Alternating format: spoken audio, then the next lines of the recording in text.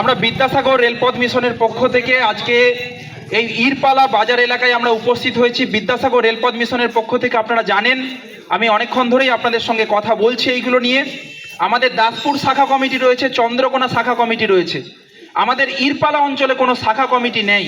তাই বিদ্যাসাগর রেলপথ মিশনের পক্ষ থেকে আজকে আমরা উপস্থিত আছি এই এলাকায় যাতে রেলপথ গড়ে ওঠে। আপনারা জানেন 2010-11 সালে মাননীয় মুখ্যমন্ত্রী মমতা ব্যানার্জি যখন রেলমন্ত্রী ছিলেন এই এলাকায় আরামবাগ থেকে ইরপালা এবং ইরপালা থেকে ঘাটাল এই রেল প্রজেক্ট দুটি পাস হয়।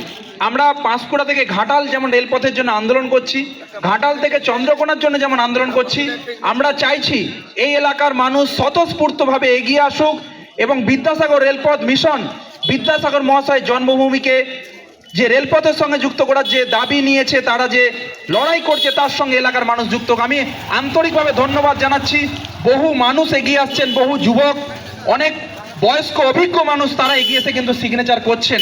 আপনারা যারা লাইভ দেখছেন এবং পরবর্তীতে মিডিয়া বন্ধুদের দ্বারা এই ভিডিও যারা দেখবেন, আমরা অনুরোধ করব আপনারা এই দাবিতে সোচ্চার হন। আমরা কোনো রাজনৈতিক দলের লোক নয়, আমি বারবার ধরে বলছি আমাদের দাবি একটাই, আমাদের দাবি ঘাটাল মহকুমাকে রেলপথের সঙ্গে যুক্ত করতে হবে। আমরা এই দাবি কিন্তু করছি। যদি কারো মনে হয় যে প্রসেনজিৎ বাবু ওখানে একা দাঁড়িয়ে রয়েছে, সৌরভ ভাই একা দাঁড়িয়ে রয়েছে, সৌমিত্র ভাই, আসলে তা নয়। অনেক মানুষ তারা হয়তো পথে নেমে আন্দোলনটা করতে পারছে না, কিন্তু তাদের মন বলছে ঘাটাল মহকুমায় রেল লাইন চাই। এই দাবি কিন্তু উঠছে। আগামী দিনে বিধানসভা ভোটের আগেই আমরা বলছি এলাকার যারা শাসক দল রয়েছে রাজ্যের এবং কেন্দ্রের যারা এখানে শাসক দল রয়েছেন, আপনারা অবিলম্বে বলুন কবে রেল লাইনটা হবে। চারিদিকে রেল লাইন হচ্ছে, আপনারা কেন পাচ্ছেন না? আপনাদের কি কোনো খামতি রয়েছে? সেই প্রশ্ন নিজেদেরকে করুন। আমরা দেববাবুর কাছে গিয়েছিলাম, উনি আমাদেরকে বললেন, আমার সঙ্গে কথা হচ্ছে, আপনারা অনেকেই দেখেছেন মিডিয়াতে। দেববাবুর সঙ্গে যখন আমার কথোপকথন হচ্ছে উনি বললেন যে স্যার আপনি তো জানেন গোটা ভারতবর্ষ জুড়ে যেভাবে চলছে বর্তমান রাজনীতি, আপনারা লড়ছেন, আমিও লড়বো। দেববাবু বললেন আপনাদের সঙ্গে আমিও থাকবো, আমিও চাই রেলপথটা হোক। কিন্তু আমরা দেববাবুকে বারবার অনুরোধ করছি, আমরা আবার দেখা করবো ওনার সঙ্গে, দরকার হলে এই এলাকার যারা যুক্ত হচ্ছেন আপনাদেরকে নিয়ে যাব দেববাবুর কাছে। আমরা হয়তো প্রতিনিধিমূলক সাক্ষাৎ করব এই এলাকার 2-3 জন মানুষ, যাতে আগামী দিনে এলাকায় রেলপথ হয়। এই এলাকায় যদি রেলপথ হয় আগামী দিনে এই এলাকার সোশিও ইকোনমিক ব্যাকগ্রাউন্ড পুরো চেঞ্জ হয়ে যাবে। আমি জানি না এখানকার আপনাদের নিয়ারেস্ট হসপিটাল কোনটা, ঘাটাল। এদিক থেকে গেলে আরামবাগ যেতে হবে। তাহলে যদি বাসে করে যেতে হয় আর যদি ট্রেন লাইন হয় সুবিধে কিন্তু অনেক। অন্যদিকে এখান থেকে যদি পিজি হসপিটাল যেতে হয় তাহলে কিন্তু 4 থেকে 4.5 ঘন্টা কিন্তু লেগে যাবে। আবার সাঁতরাগাছির যদি জ্যাম শুরু হয় তাহলে তো হয়েই গেল। কিন্তু যদি রেলপথ হয় এইটা কিন্তু খুব দ্রুত পৌঁছে যেতে পারবেন কম ভাড়ায়। তাহলে কেন দাবি তুলবেন না? আরে আমরা তো ভোটার একজন, আমরা তো ভোট দিই, আমরা তো নির্বাচিত করি, তাহলে নিজেদের দাবিটা কেন আমরা জানাতে পারবো না? আবারও বলি, জন্মেছি, পড়াশোনা করব, চাকরি বাকরি কাজকর্ম করব, সংসার, বিয়ে থাওয়া, ছেলেপুলে, ব্যাংক ব্যালেন্স, মরে গেলাম, এটাই কি জীবন? কিন্তু তার আগে আজকে একটা ঐতিহাসিক মুহূর্ত সৃষ্টি হচ্ছে এখানে, বলে গেলাম এই ইরপালা বাজারে ঐতিহাসিক মুহূর্ত সৃষ্টি হচ্ছে। এই এলাকায় প্রথম কোন রেল আন্দোলন কমিটি গড়ে উঠছে বিদ্যাসাগর রেলপথ মিশনের পক্ষ থেকে। অন্তত পক্ষে বুক ঠুকে বলতে পারবেন যে আমরা চেষ্টা করেছিলাম, হয়তো হয়নি কিন্তু চেষ্টা ছাড়িনি। আমাকে আবারও বলছি, অনেকে হাসে, আরে ভাই তুমি এত বড় বড় চিৎকার করছো, কথা বলছো, হবে? আরে ও হবে না, বুঝলে, এরকমই বলে। আপনাদের একটা ছোট্ট উদাহরণ দিতে চাই। এখান থেকে একটা বনে আগুন লেগেছে, জঙ্গলে। সেখানে একটা পাখি একটা জলাশয় থেকে তার ঠোঁটে করে জল নিয়ে ওই আগুনটা নেভানোর চেষ্টা করছে। পাশে দাঁড়িয়ে দাঁড়িয়ে হাসছে হাতি, সিংহ, বাঘ, বনের রাজা। বলছে, হ্যাঁ রে পাখি, তোর ঠোঁটের ওই জলে বনের আগুন নিভে যাবে? পাখিটা বলল, আমি কিন্তু থমকে থাকিনি, আমি চেষ্টাটা করেছি। মরে গেলেও বলবে যে না, আমি চেষ্টাটা করেছিলাম, তোমাদের মতন দাঁড়িয়ে দাঁড়িয়ে হাসিনি। তাই সেই চেষ্টাই করছে ওই পাখি হয়ে বিদ্যাসাগর রেলপথ মিশন, তারা লড়াইটা করছে। এই যে সৌমিত্র দা আজকে একটা ঘাটাল কলেজে তিনি একটা অ্যাডমিনিস্ট্রেটিভ পোস্টে একটা অস্থায়ী কর্মী হিসেবে চাকরি করছে।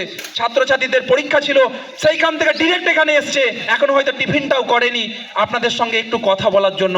সৌরভ ভাই ছুটে এসছে, আরো কয়েকজন ভাই বিভিন্ন প্রান্ত থেকে ছুটে এসছে। আপনারা দয়া করে স্বাক্ষর করুন, আপনাদের নিয়ে আমরা একটু কথা বলবো, যাতে করে এই এলাকায় সভাপতি এবং যুগ্ম সম্পাদক কে হতে চাইছেন আপনারা একটু পাশে লিখে দিতে পারেন যে এই এলাকায় আমি সভাপতির দায়িত্ব নিতে চাইছি।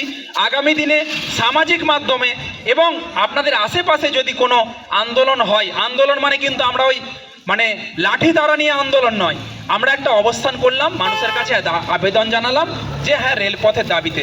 দেখুন একটা জিনিস বলি, এখানে যারা সিগনেচার করছেন কেউ ভাববেন না যে আমাকে যেতেই হবে, এরকম কোনো মাথা ব্যথা নেই। কারণ আমরা কিন্তু আবারও বলছি রাজনৈতিক দল নয়, আমরা চাইছি এই এলাকার মানুষ এগিয়ে আসুক, যার যখন সময় হবে। এই এলাকায় তো কৃষিজ সম্পদে ভরপুর, আমি দেখছিলাম প্রচুর পরিমাণে আলুর চাষ হয় এখানে। আমি যখন দলপতিপুরে এসেছিলাম, দেববাবুর সঙ্গে সাক্ষাৎ করার সময় ছিল আমাদের 8টার সময়, আপনাদেরকে বলি উনি ব্যস্ত ছিলেন খুবই লোকসভা ভোটের প্রচারে। আমাদের সঙ্গে দেববাবুর সাক্ষাৎ হচ্ছে কোথায়, রাত্রি 11:15টার সময়।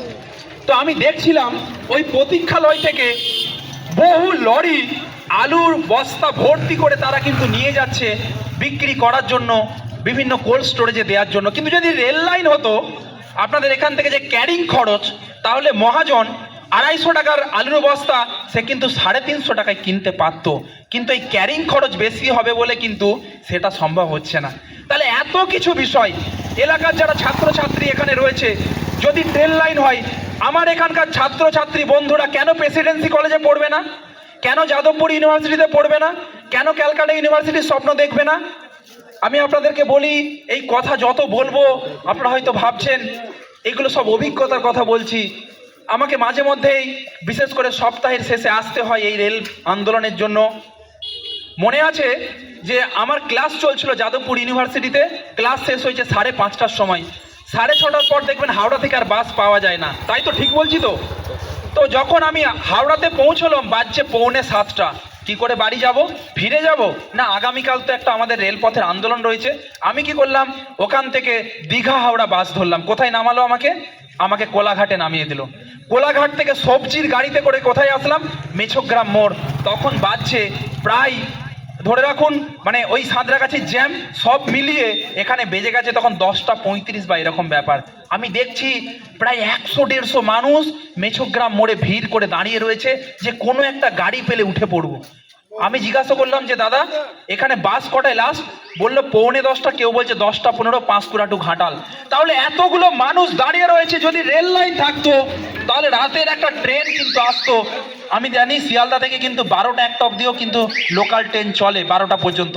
তাহলে আমার এই ঘাটাল যদি রেল লাইন যোগাযোগ থাকতো, কলকাতা থেকে যারা 6:30টায় পরে ভয় পাই বাড়ি যাব কি করে, তাদের কিন্তু ভয় পেতে হতো না।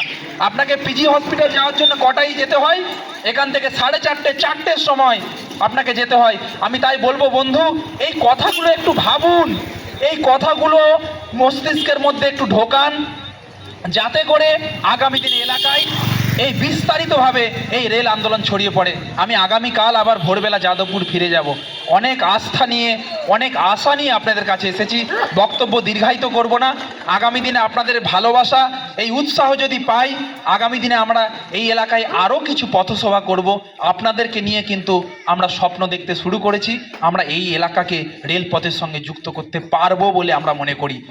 আপনারা প্রত্যেকে যারা যারা স্বাক্ষর করেছেন প্রত্যেকে আন্তরিক শ্রদ্ধা এবং নমস্কার জানাচ্ছি। আমি যখন এখানে প্রথম এসছিলাম, আপনারা অনেকেই দেখছিলেন যে একটা ছেলে এখানে বক্স বের করছে মাইক্রোফোন নিয়ে, কি করবে কি বলবে। যাই হোক, আমি জানি না আজকে আমাদের এই খবর আপনারা অনেকেই চান হয়তো রেল লাইনটা হোক, কিন্তু একটা সঠিক প্ল্যাটফর্ম দরকার, যে প্ল্যাটফর্মে গিয়ে বলবো। আমি অনুরোধ করব আপনাদের মধ্যে থেকে যদি কেউ দু এক কথা এগিয়ে এসে বলেন, আমার ভীষণ ভালো লাগবে। লাইভ চলছে ফেসবুকে, হাজার হাজার মানুষ আপনাদের কথা শুনবে। এই এলাকা থেকে যে কোনো ব্যক্তি যদি এগিয়ে এসে দু এক কথা বলেন যে হ্যাঁ আমাদের রেল লাইনটা চাই, প্লিজ আমি আহ্বান জানাচ্ছি আপনারা যে কেউ আসুন, যদি দু এক কথা বলেন আমার ভীষণ ভালো লাগবে। প্লিজ আসুন, আপনাদেরকে আমি আহ্বান জানাচ্ছি। এবং আপনারা এটা মিডিয়াতেও নিশ্চয়ই কভারেজ হবে। আপনাদেরকে আবেদন জানাবো, যে কেউ এগিয়ে আসুন, দু এক কথা বলুন রেলপথের বিষয়ে। আসুন, কোনো ব্যাপার নয়, আসুন।